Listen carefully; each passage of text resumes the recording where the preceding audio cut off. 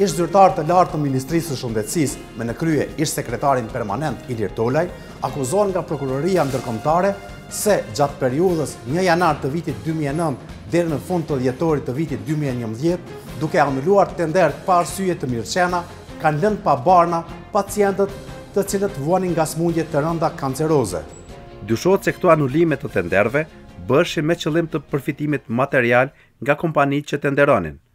Gazeta Jeta në Kosovë ka zbuluar raste kur pacientëve ju është përkeqësuar gjendja shëndetësore duke ju përsëritur smundje kancerogjene, si pasojë e mosmarrjes me kohë të kemioterapisë, të cilën shteti e paguan për qytetarët.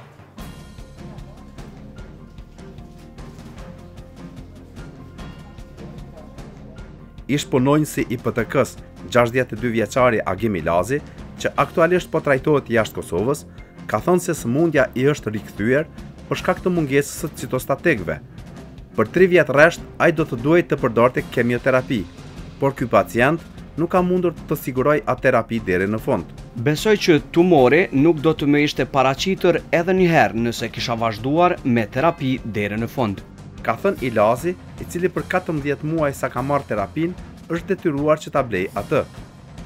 Ilir Tolaj, ish sekretar permanent i Ministrisë së Shëndetësisë, si dhe zyrtarët tjerë të lartë para gjykatës kanë mohuar akuzat, duke u deklaruar të pafajshëm. Mungesat e barnave kanë reflektuar sidomos në spitale. Sa ka reflektuar anulimi i tenderëve në Qendrën Klinike Universitare?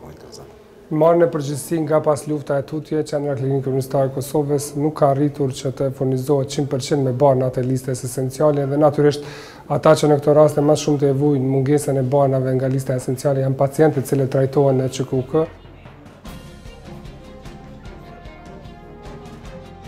Tur Gjocaj, drejtori i Departamentit të Shërbimeve Shëndetësore në Ministrinë të Shëndetësisë, nuk preferon të flasë për tenderët që janë anuluar nga Ministria e Shëndetësisë, duke ndikuar kështu në shëndetin e pacientëve. Prej përgjegjësisë që kam në shërbimet shëndetësore nuk më është lejuar që kam kërkuar që ta kem një lloj qasje të tillë të lumtuese, por e di që zhvillohen procese dhe me qenë se tash organet e drejtësisë t'ja blejmë atyre ta thënë fjalën. Sa i përket tendereve ne nuk jemi kompetent, domethënë për tenderet nga ana e ministrisë, por ne do ta tregojmë gjendjen reale se disa prej citostatikëve kemi pas mungesë nga barnatoria qendrore, sepse ne i bëjmë kërkesat për 6 muaj sa na shkojnë, domethënë brenda 6 muajve citostatik, edhe kemi pasur që disa citostatikë edhe pse kanë qenë listën esenciale të barnave, kanë mungu, nuk i kemi pas në repart, domethënë për atë arsye jemi detyruar pacientët të sigurojnë në mënyrë ambulantore apo në mënyrë private. Pas arrestimeve në Ministrinë e Shëndetësisë, trendi i anulimeve të tenderëve ka psuar një rënje të dukshme, krahasuar me vitet paraprake. Por edhe këtë vit, ka vonesa shumë të mëdha sa i përket procedimit të tenderëve për furnizim me barna esenciale, e sidomos me citostatik. Ministria e Shëndetësisë ka shpall konkurs publik për 45 citostatik, se cili lot në vete, se cila kontrat në vete, dhe mund t'ju informoj se 34 për tyre kanë përfunduar me sukses, janë në prag të mbylljes së kontratave, ose ata që i kanë pruar ato kushtet e garancionit parapara sipas ligjit, vetëm janë mbyll kontratat. A nuk është vonë, të e di që tash jemi në muajin nëntor gati dhe... Vetëm lijeni që ta përfundoj, nga 45 lote, thash vetëm 10 për tyre rritin nderohen, dhe më lijeni prapë të informoj ju dhe publikën se nga 34 lote të cilat do të nënshkruajmë kontratë, nuk e kemi as edhe një ankesë në organet për të cilat ju referuat. Lista zyrtare e furnizimeve me barna tregon se në muajin tetor, Qendra Klinike Universitare e Kosovës ka qenë e furnizuar me citostatik vetëm 44%. Përgjithësi, furnizimi me barna sipas listës së barnatores qendrore nuk kalon 52%. Familjarët dhe pacientët që atakohen me smundje të rënda kancerogjene ballafaqohen me sfida të mëdha. Shumë nga ata detyrohen të ikin jashtë Kosovë për të blerë citostatikët si dhe për t'u trajtuar. Djelza Nimonaj është një 19 vjeçare nga rrethi i Deçanit, që aktualisht po trajtohet në një spital të Turqisë, pasi në Kosovë nuk ka mundur të trajtohet. Babai i saj, Mirsat Nimonaj, tregon për peripecitë e trajtimit mjekësor të djelzës. Me ju tregu të drejtën ditën e parë kur e kanë marrë në sugjerim ose në Në shqyrtim rastin, kur i kanë bërë analizat, më kanë thonë se gjasat janë shumë vogla, por mendimin e Zotit të angazhimin tonë shpresojmë që do të bëjmë diçka, meqense vajza është e re dhe keni reaguar me kohë. Kostoja e trajtimit të kësaj sëmundje është tejet e lartë. Djelza nuk do të arrinte të trajtohet në Turqi, nëse asaj nuk do t'i ndihmonin të tjerët. Ministria e Shëndetësisë për këtë vajzë ka ndarë vetëm 30.000 euro. Asaj i duhen hiç më pak se 220.000 euro për të trajtuar sëmundjen që ka. Mirëpo, edhe sot paratë e Ministrisë së Shëndetësisë nuk janë alokuar në kontën e kësaj vajze. Kemë bërë ditën e parë, për 3 ditë kemë bërë dikun afër 28.000 euro dhe kemi marrë rrugën për Turqi. Mirëpo, unë nuk kam menduar që shpenzimet e shërimit të kësaj sëmundje do të jenë kaq të larta.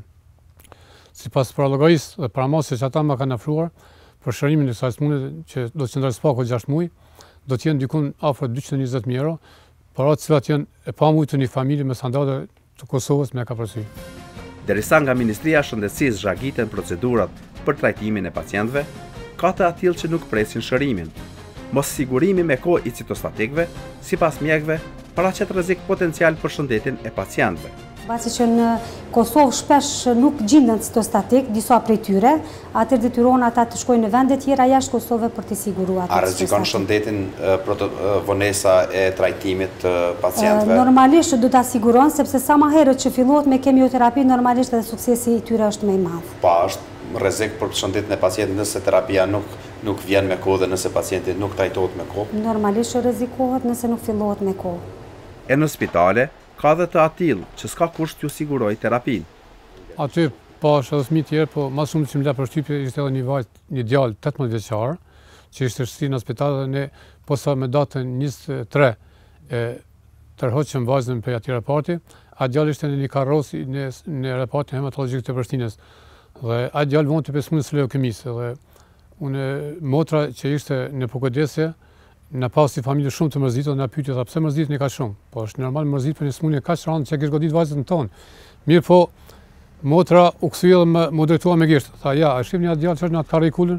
Tha është një 18 vjeçar që nuk ka prind, e kemi marrë për jetimorës dhe nuk ka kushte kujdese për të. Për mua ishte një rast shokues se në fundit që ka shtëpi të fëmijëve jam 19 vjeçar, ka shtëpi dhe ai. Ministria e Shëndetësisë nuk ka arritur asnjëherë në historinë e saj që të plotësojë nevojat e spitaleve sa i përket banave esenciale. Pacientët vazhdimisht kanë blerë bana esenciale nëpër banatore private, kurse Ministria është ankuar se nuk ka buxhet mjaftueshëm për të plotësuar nevojat e pacientëve.